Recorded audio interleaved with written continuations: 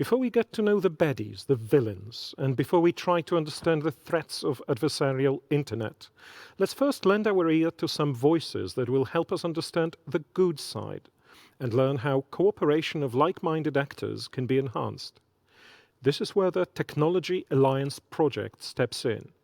The discussants are Martijn Rasser, Senior Fellow, Technology and National Security Program, Center for a New American Security, CNAS, Shin Oya, Senior Consulting Fellow, Asia-Pacific Initiative, Rebecca Arcesati, Analyst, Mercator Institute for China Studies, Ainikki Riikonen, Research Assistant, Technology and National Security Program, Center for a New American Security, CNAS.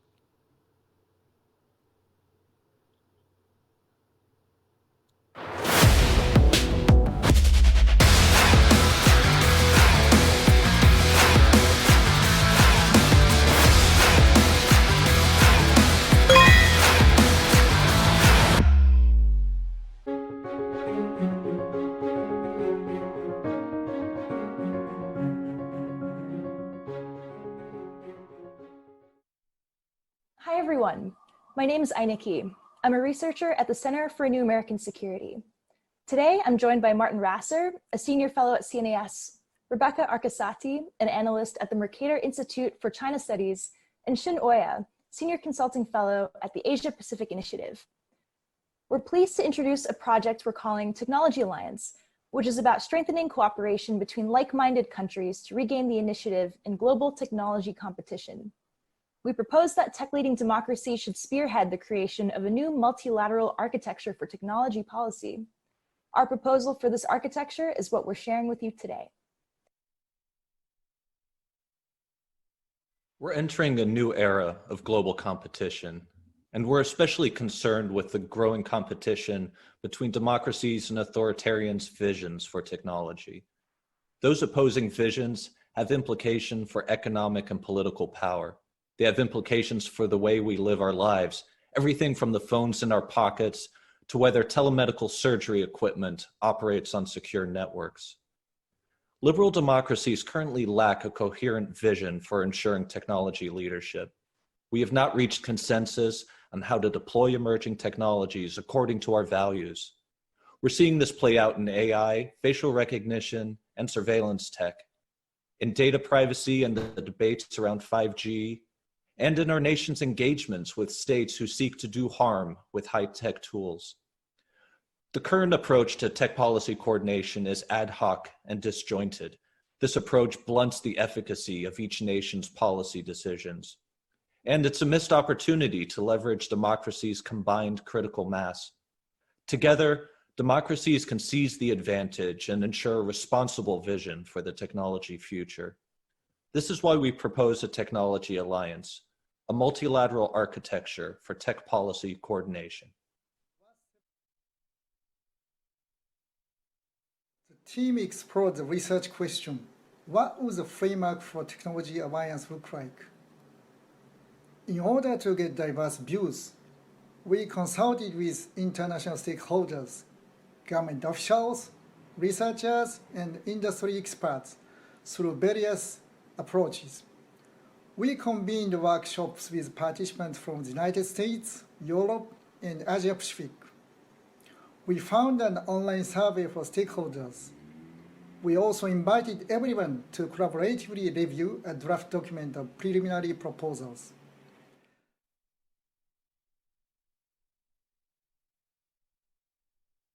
Primary components we looked at were membership, collaboration mechanisms for engagement with outside entities, whether the alliance should expand membership in the future, its structure, and its voting system. We propose an informal multilateral mechanism to enable flexible and issue-based partnerships. Core members should be countries with large economies and leading technology capabilities. These countries must have long-standing interest in international collaboration, shared ties with each other, and a shared commitment to liberal democratic values, such as the rule of law and the respect for human rights. We propose this group should include Australia, Canada, France, Germany, Italy, Japan, South Korea, the Netherlands, the UK, and the US. Additionally, the EU is a non-voting member.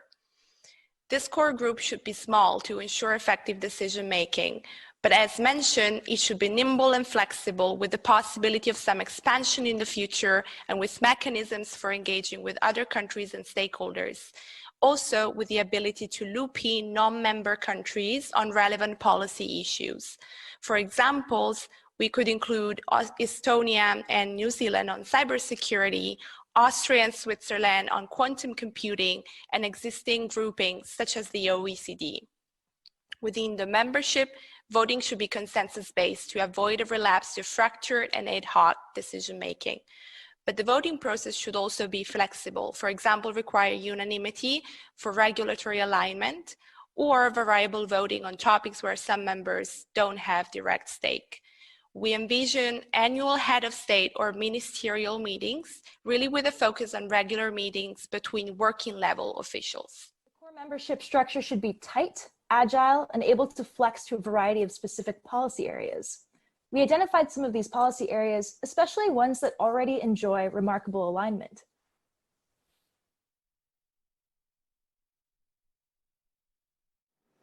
The first is supply chain resilience.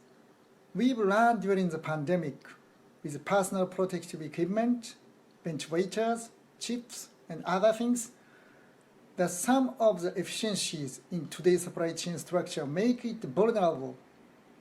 A technology alliance would be well positioned to examine how to restructure supply chains across the borders of like-minded states to make them resilient. Establishing a multinational semiconductor fab consortium could be one of avenues for this. The second is protection of critical technology. Countries have tools to protect the advanced technology they deem critical, but they are stronger in concert. Actions could include aligning export control regimes to close gaps and boosting information sharing on China-driven theft of intellectual property. Democracies have shared interest in standing up digital infrastructure that's secure, at home and abroad. In a technology alliance, states can coordinate investment mechanisms for maximum benefit to each other or to developing states.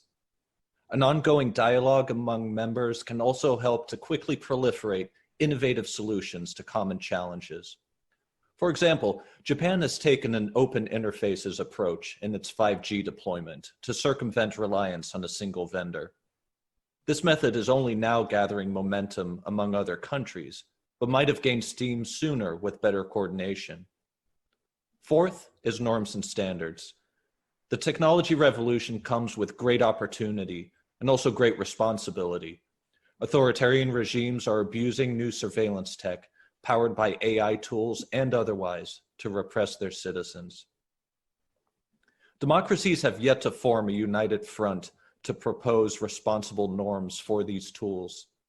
They also risk getting overrun at standard-setting bodies, but they can shape a more prosperous and beneficial future if they coordinate. These four areas are primed for immediate action, but we also identified policy areas a multilateral grouping can work on in the long term.